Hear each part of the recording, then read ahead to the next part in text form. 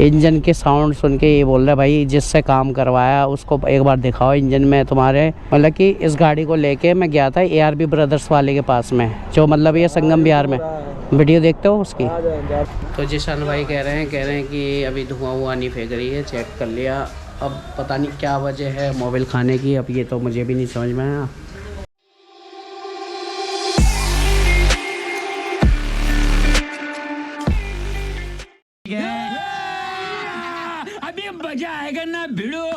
Even when you feel low, you can still go. Even when you feel तो gas Nadeem वाले भैया अब आए थे, इतनी देर आधा घंटा में खड़ा परेशान हो गया। अब जाके उन्होंने ये देखा स्विच, ये स्विच तो पूरा ही बदलेगा, इस स्विच में दिक्कत है, ये रिपेयर नहीं हो सकता। तो अभी मैं उधर ही चले आता हूँ शॉकर वाली के वहाँ, शॉकर भी करवा लूँगा और अपना स्विच का काम भी करवा लूँगा। शॉकर ये साला लीक कर गया है उनकी गलती की वजह से।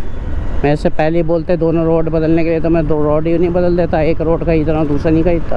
अब मेरा टाइम भी ख़राब हो रहा है रोड के चक्कर में, मूड ख़राब हो जाता है। इससे बढ़िया तो मैं उधर ही चले जाता गोविंदपुरी, यहाँ का काम भी नहीं हुआ।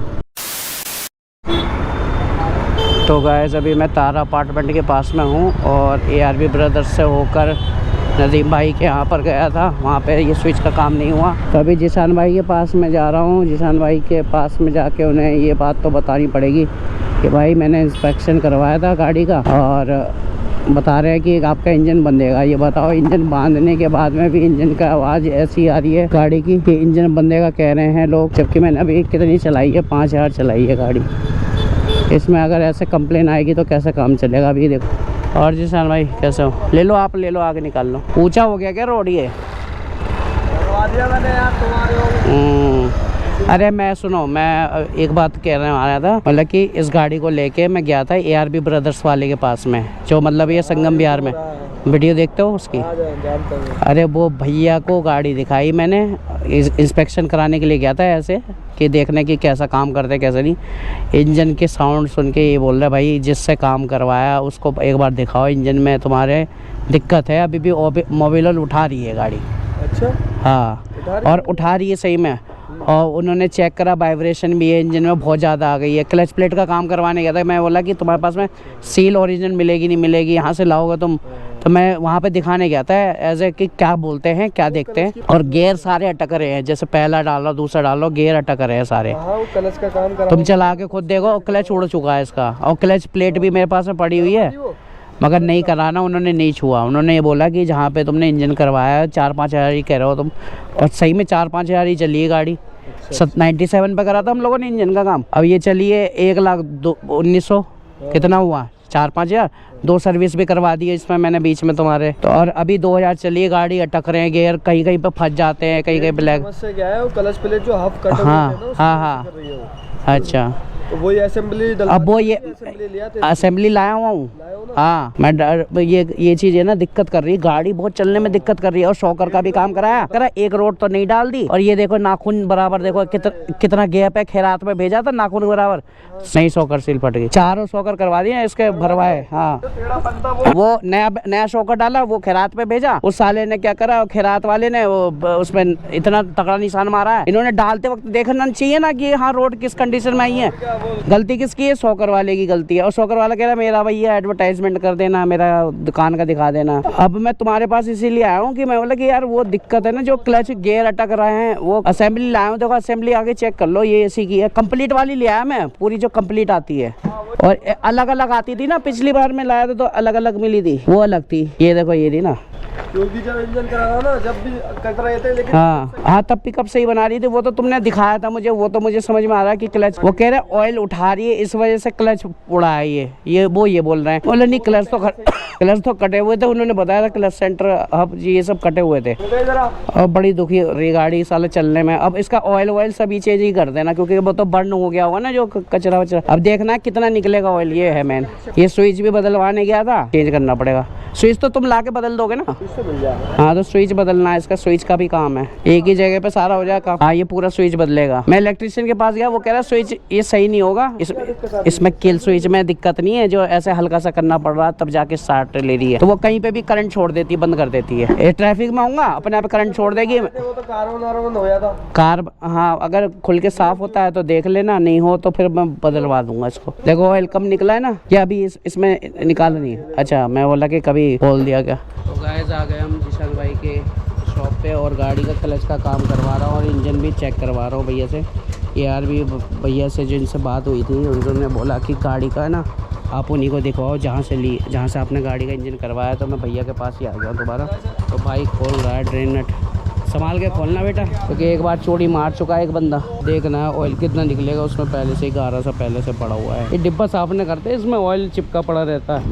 अभी देखना कितना ऑयल निकालेगी, कितना फेंकेगी गाड़ी ऑयल। काला तो हो गया ये, 2000 में ही काला हो गया था। अब इसका क्लच है ना मैं चेंज ही करवा दे रहा हूँ। कम निकल रहा है ऑयल, खा रही है उठा रही है गाड़ी। देखिए एकदम झटका मार गई है। क्या निकला है इसके इंजन में ऑयल, वो बंदे ने देख के बता दिया कि इंजन है ना उठा रहा है आपका ऑयल। तो मैं गाड़ी चला जा रहा हूँ, पहले जा रहा हूँ। 1 लीटर भी ऑयल नहीं निकल रहा गाड़ी में। नया इंजन करवाने का फ़ायदा क्या हुआ, फिर इंजन का काम सही से नहीं हुआ इसका मतलब। तो आगे देखते हैं। भाई गए हुए हैं, जिशान भाई गए हुए हैं, वो आएंगे जब तब हम इसको दिखवाएंगे। मैं ये कह रहा हूँ मोबाइल तो उठा रही है, क्योंकि कितना कम निकला मोबाइल। देखो मोबाइल गिर तो नहीं रहा था जब तुमने वो बांधा ऊपर टैपेट वो कराया। अब ये देख लो इसमें कि क्या दिक्कत कर रहा है, फिर बाद में नया क्लच प्लेट डालना। तो कभी पता चले एक क्लच प्लेट फिर दिक्कत कर जाए।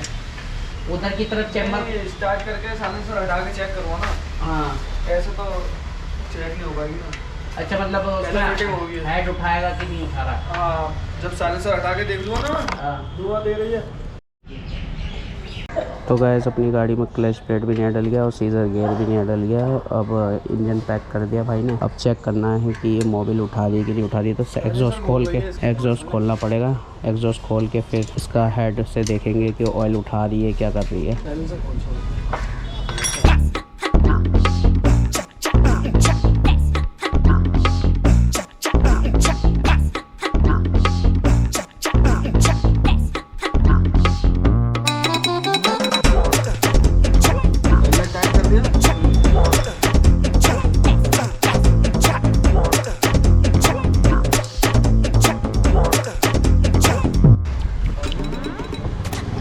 क्लच लीवर की सफाई हो रही है पेट्रोल से। इसमें कचरा चला जाता है तो जाम चलता है क्लच लीवर, तो उसकी सफाई कर रहे हैं पेट्रोल से।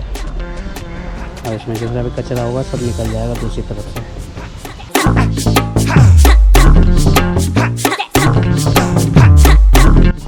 क्लच वायर की सर्विस होनी चाहिए बीच बीच में, क्योंकि सारा जाम होकर टूट जाती है, फिर क्रैक हो जाता है वहीं से। तो इंजन ऑयल से लुब्रिकेट कर रहे हैं।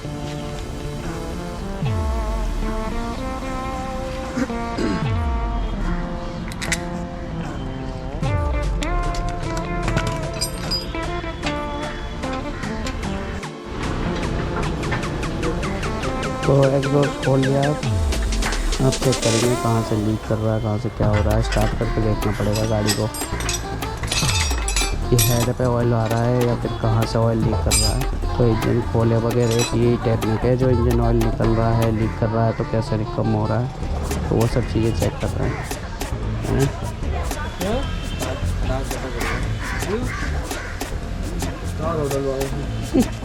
तो है तुम्हारे पास है रखे, साफ करने का फ़ायदा क्या हुआ, तभी देखता ना।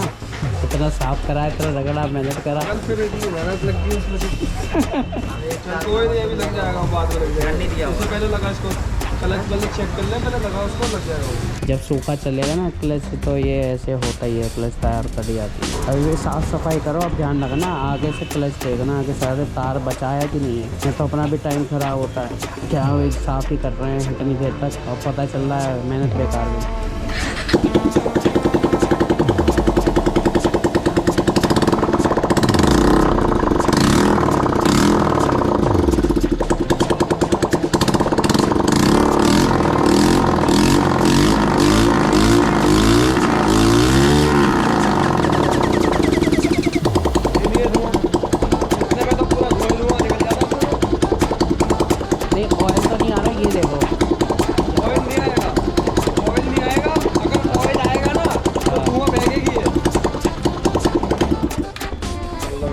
ऐसा लग रहा है हल्का हल्का अब आया।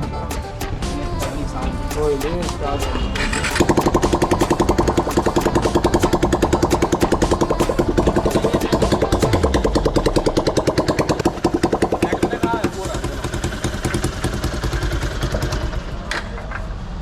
तो भाई तो जिशान भाई कह रहे हैं कि अभी धुआं हुआ नहीं फेंक रही है, चेक कर लिया।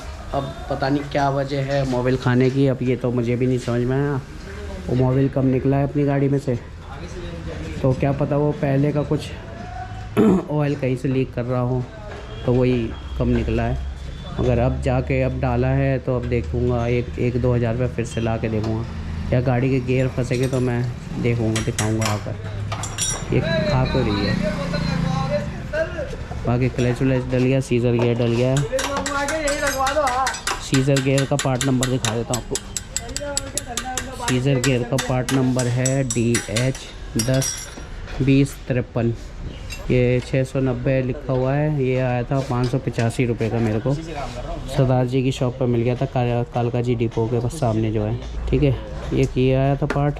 अपना क्लच लीवर डल गया है। क्लच का जो पूरा सेट है उसका पार्ट नंबर दिखा देता हूँ। ये है क्लच का पूरा सेट DH102209, 1529 MRP है। ये मुझे करोल बाग से 1300 की पड़ गई थी। और ये स्विच हमारा निकाल दिया गया है गाड़ी से, नया स्विच लग गया है, तो नया स्विच लगा दिया, पुराना हटा दिया।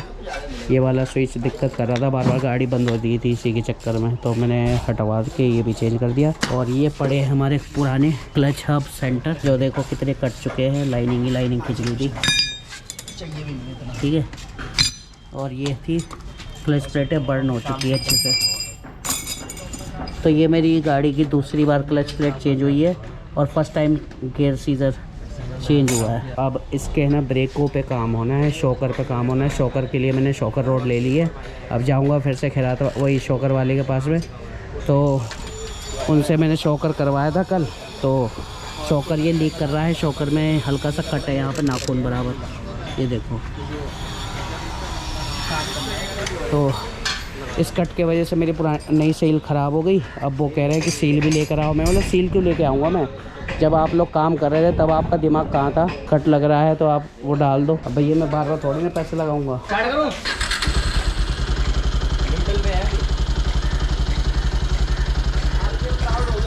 तो गाइस, जैसा कि आप साउंड सुन रहे होंगे, मेरी बाइक की साउंड और ख़राब हो गई है। और इन्होंने जो काम किया मेरी गाड़ी में, उससे मुझे बहुत परेशानी हुई। मेरा पैसा और टाइम दोनों बर्बाद हुआ। अब मैं जिशान भाई के पास में कोई भी गाड़ी दिखाने नहीं जाऊंगा, क्योंकि यहाँ पर इनके जो छोटे छोटे जो लड़के हैं वो काम और ख़राब कर देते हैं। और नेक्स्ट वीडियो हम उसके अपडेट का बताएंगे कि मैं कहाँ पे फंस गया था अपनी बाइक को लेके, जो कि ये इन्होंने पल्सर बाइक मेरी बांध के दी है अभी, क्लच प्लेट और मोबिल वोबिल डाल के। तो आगे कह रहे थे कि धुआं नहीं देगी, मगर धुआं भी देने लगी, अब स्मोक भी देने लगी। वो आपको नेक्स्ट वीडियो में मैं अपडेट करके दिखाऊंगा और आपको प्रॉपर दिखाऊंगा, प्रॉपर वे में, कि कितना स्मोक दे रही है और कितना मोबिल खा रही है।